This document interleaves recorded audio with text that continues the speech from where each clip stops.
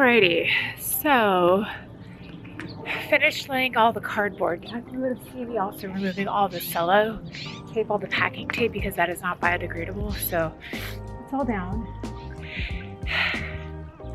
Now, the next step in the process is to wet all of the cardboard, give it a good soak to give it a head start on composting, and then we will lay all the mulch on top of it. All right, let's go. Went to the Oakland Flower Mart this morning to get some stuff to make a wreath. So we have some dried poppy seed, lily balls, and then we have some blonde wheat and some golden wheat down here. We'll make this later this week because I really want to not buy a wreath this year for autumn. So I figured this would be a great experiment. Hey guys, so it's a couple of days later. The last time I saw you was on Sunday. So I want to go ahead and give you that garden update that I told you I would do. With the weather kind of being here, there, and everywhere, we still have some really good weather, like things happening in the garden, which is great.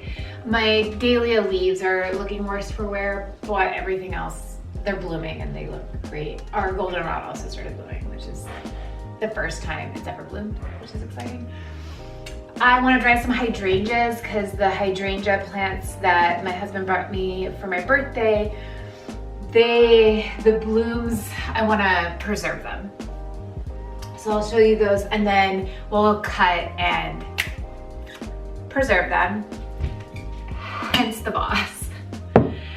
And then hopefully it'll make it in this vlog, otherwise it'll be in my next vlog. I bought all the things, as you already would have seen the clip from the Flower Mart, to make an autumnal wreath. So we're gonna do that together. The wreath mold came in. I bought like a grapevine one, so it's like natural and everything. And I want to start like planning out some fall content. At some point we need to go to TJ's, buy all the pumpkins so we can decorate for fall. I want to make some yummy like fall recipes. Fall is my favorite time of the year. I'm a Virgo, I think I already mentioned that, but like autumn, September, October are my favorite months. The light has already like slowly shifted and I just, it's so golden and ambery and beautiful. So I want to do that and kind of transition into a bit of autumnal content, and I want to film a little bit of meal prep. So that'll be like the next couple of vlogs, I think, is kind of like doing some cozy autumn stuff. And I finally ordered my fall bulbs, so my fall planted bulbs. So I got a good deal on Brex Holland. They were like having 75% off and they were pretty much fully stocked for all the things I wanted. I still want to buy a couple of things from Eden Brothers, but for the most part, that's all done. I bought an auger. I am ready to plant.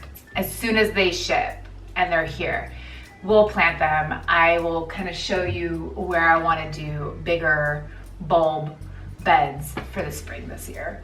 I'm excited. I got Lily of the Valley, which is new for me. I got Bearded Iris, which is new for me. I know that that's not a bulb, it's a rhizome.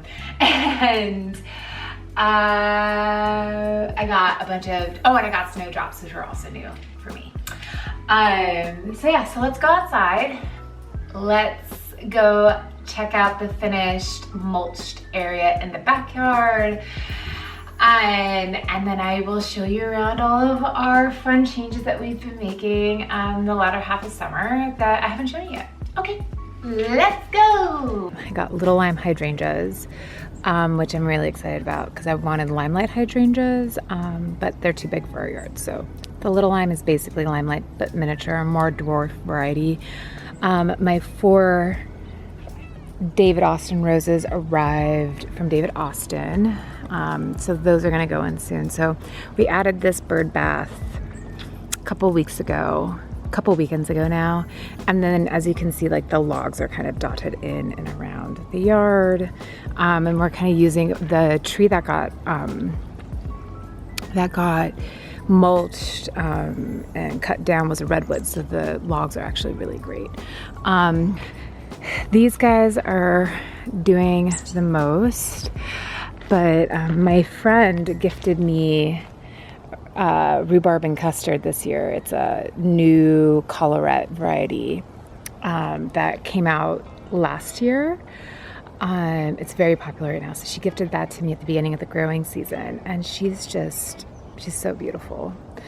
I do need to go through and prune the dahlias, but we're working on it. Really? Uh-huh. Really? Thank you. And then because the weather's been so weird this year, the spring blooming bulbs have already started to come up. So we have some freesia here. That's a daffodil. Those are daffodil leaves back there. And last year, this was all the dahlia bed was all planted, is underplanted with spring flowering bulbs. So this is all tulips, and this is all like tulips and daffodils and freesia. So this year we'll add to this bulb bed. And then just under here, under our fig tree, this is also underplanted with daffs and tulips. So this will come back as another tulip bed. I want to kind of bring it out a little bit more, like bring it this way a little bit more. And then thinking about adding it here, I'm just concerned that our lipia, which is the ground cover here that's kind of taken over, is going to suppress if we put bulbs in this area. Those are all considerations. I also have bulbs in all of these containers as well.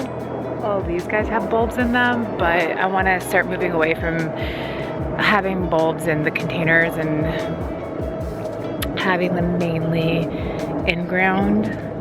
So the Hubs is wanting to do a big purchase of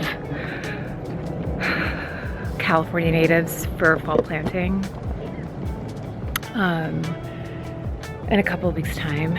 So I think we'll be doing that.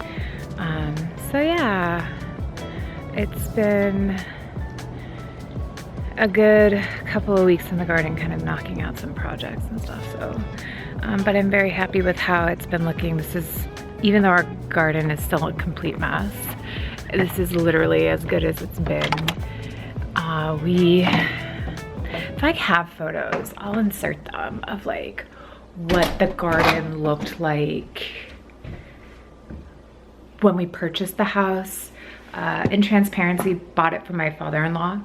Yeah, purchased the house from my father-in-law, and there was like all this crazy restaurant equipment in the back. There were multiple buildings in the back too. We had them torn down to build the granny flat for my mom, but like there was like a butcher's bone saw, like the HVAC portion of a hood, like 5 commercial restaurant convection ovens. There were like multiple 3 compartment sinks. There was like a washer and a dryer, 3 refrigerators. Like, it was nuts, the amount of just like junk that was here.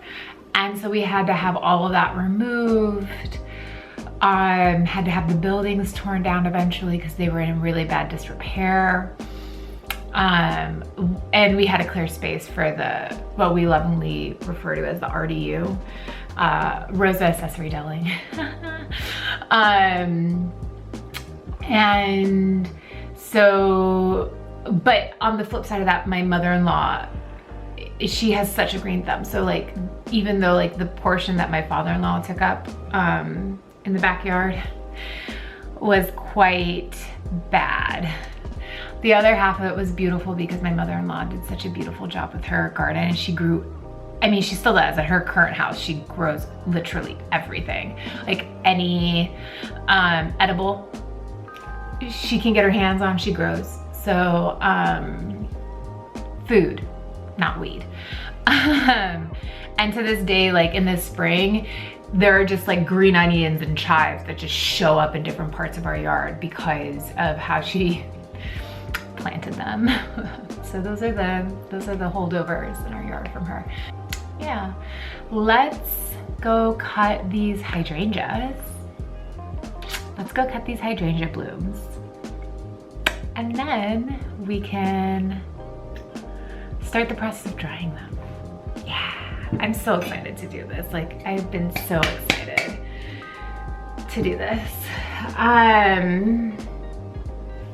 This is gonna be one of those do as I say, not as I do Olivia moments. Not the best angle here. So rule of thumb with hydrangeas is make sure you have some clean snips. My snips, secateurs, look god-awful, but they are clean. You want to snip a hydrangea above a node, and you can like basically snip them down to however long you want them to be. I want mine to be pretty long, so we're just gonna snip right there. And you only want to snip, so these go from white to green to like a burgundy. So I'm just gonna go ahead and snip these down. I am planning to plant them in the next week or so. And for the most part, depending on when if your hydrangeas like change color or not, they will dry sometimes a different color. So it just kind of depends.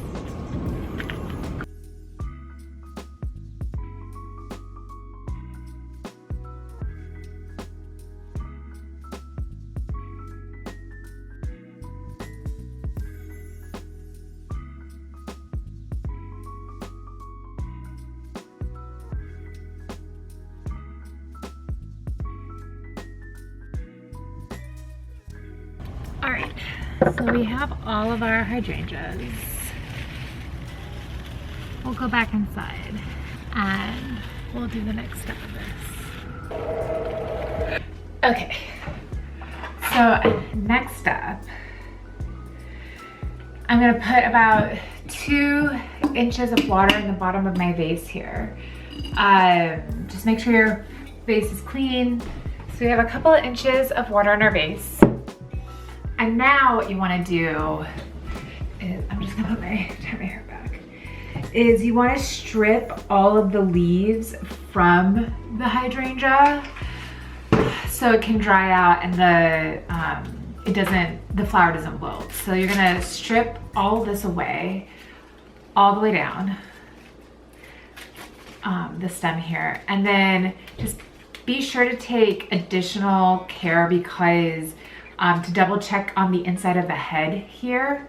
I don't know if you can see that, but there are some leaves on the inside of the flower head, the mop head. And so you just wanna make sure that you grab as many of those out as possible, if not all of them. Because again, then the energy is it's not gonna focus on trying to keep the plant alive. So you're gonna do that, and then you're going to cut between a node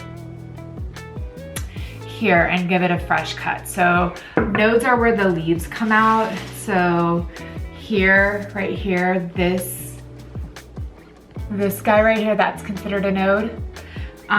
So on my stem here, these are the 2 nodes that I'm gonna cut between.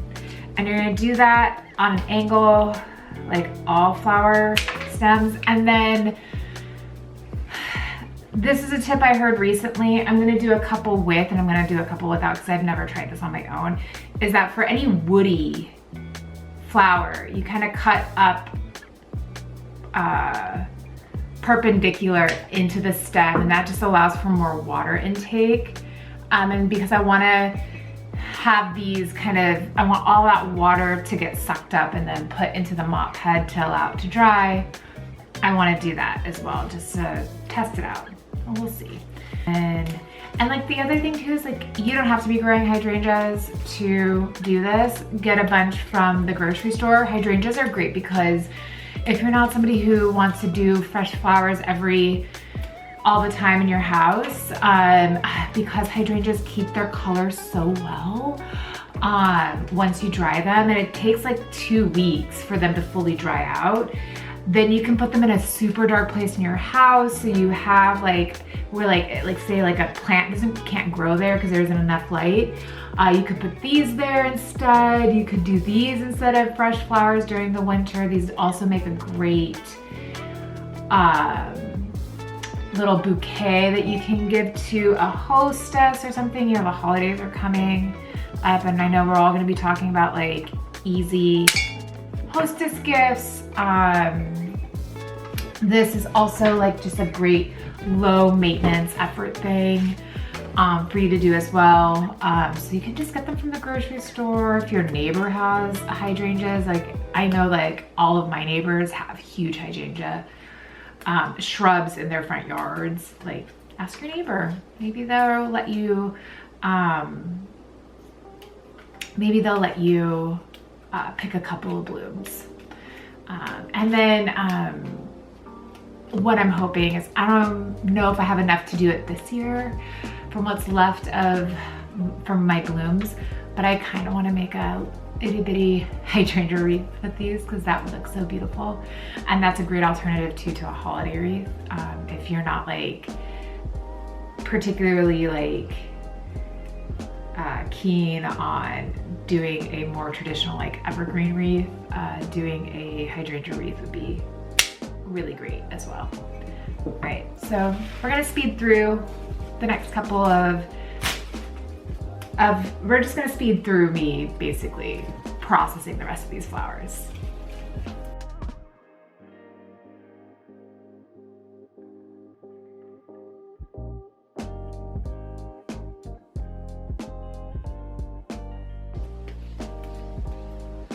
All right, we are down to the last stem.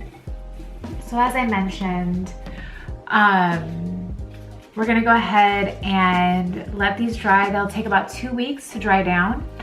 And then in that time, the water will have either gotten soaked up by the flowers or will have evaporated away, probably a little bit of both. And then we'll have beautiful dried hydrangeas to take us through the cold, wet winter months, and will give us something beautiful to look at and enjoy for the rest of the year. Okay, great. All done.